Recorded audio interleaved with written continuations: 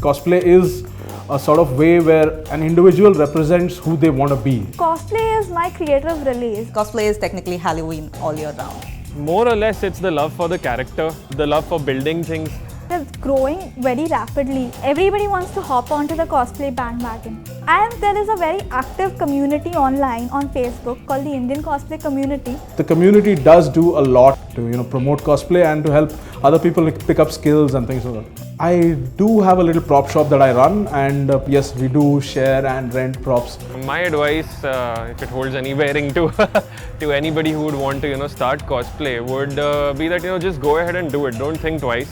I would generally advise them to do their research well in advance. Don't try this the night before Comic-Con. When it comes to how long does it take you to build a cosplay prop or a costume or things like that, it actually depends on you. It starts with Comic-Con announcing their dates.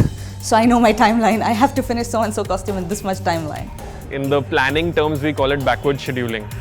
Cons are very exhausting. You're going to be on your feet for hours at a time. If you have a helmet with a visor, or if you make an Iron Man suit, so just imagine looking out all the way through ports that are basically like an inch wide. So it's going to be practically difficult. You won't be able to sit. There are always three components that you look at. You look at time, cost, quality, and the scope. Tomorrow you want to turn into Buzz Lightyear in a day is not possible. You'll take some time, right? So to start making a costume, you first have to identify your character. Once you have narrowed down on your character, you will want to refer to as many source images or source footage of that character as possible. Everyone starts very small. You break it down into different parts. You break it into the wig, you break it into the lenses, the makeup you're gonna need, and then you build everything piece by piece. And if you're like anybody else who has a daily job, planning is very, very crucial. And once it comes together, it's a really amazing feeling. Cosplay is how you vision the character. But sometimes the characters that you love might not be dressed in a manner that is comfortable for you. For example, if you're not comfortable with a super short hemline of a skirt, you can lower it. In fact, it is a good idea to lower it because some conventions might not allow skimpy costumes. Cosplay is a very personal thing. It's an art form. And at the end of the day, art can be interpreted by the artist. So I could very well do a Wonder Woman cosplay. It's called as Cosplay. It's in fact accepted world over. It doesn't have to be elaborate. So if you're wearing an orange sweater and an orange shorts, if you're a girl, you're Vilma from Scooby-Doo. And that could be what is called as a closet cosplay. If you need to make props for your character, it is a good idea to actually refer to the convention website much in advance. For example, there is a size limit on the props that you are allowed to bring in. Guns are not allowed for very obvious reasons. A prop takes a lot of time to build. You need a design, you need to gather the materials.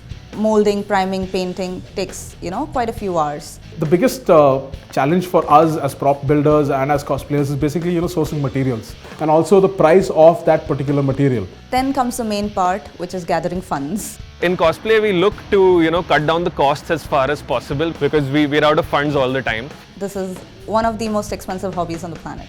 As individuals going to any Comic-Cons, it's going to be all out of your pocket, including the ticket to the Comic-Con as well. People think that you're part of the show, but you're not. It is taxing because if you do have a full-time job as well, you don't get time to spend with family, friends. And at the end of the day, you just want to chill and do nothing. So it does kind of bite into that time a little bit, but I think at the end of the day, it's all worth it. As far as the do's and don'ts are concerned, it's very simple in electronics. Number one rule, don't electrocute yourself. If you are going to be building your own props, please take care of yourself. If you're using a cutter, you have the correct kind of tools, the techniques to use it. Do keep drinking water. Have a lot of fruit during the meals that you do have before the con. Do take care of yourself. Don't push yourself. If you're not feeling well, just skip the cosplay. I mean, you can always pull it off on another con. So one of the wonderful things I've seen about Comic-Con is that everyone is so happy to see you. Even cosplayers, they get so happy if you recognize them as a certain character, because ultimately you're gathering there to celebrate your fandom. Just don't say that you can't do it. You can do it. Everyone can do it. Anyone can do it.